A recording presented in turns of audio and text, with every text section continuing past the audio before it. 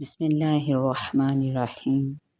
خاندان اہل بیت کا مقام تاریخ انسانیت میں بلا شبہ یکتا ہے۔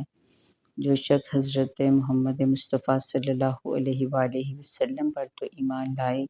مگر آپ کے اہل بیت کو جائز عزت و تکریم نہ دے تو وہ مومن نہیں ہو سکتا۔ نبی پاک صلی اللہ علیہ وآلہ وسلم کا ارشاد گرامی ہے، مجھ سے اللہ کی خاطر محبت کرو اور میرے اہل بیت سے میرے سبب سے محبت کرو۔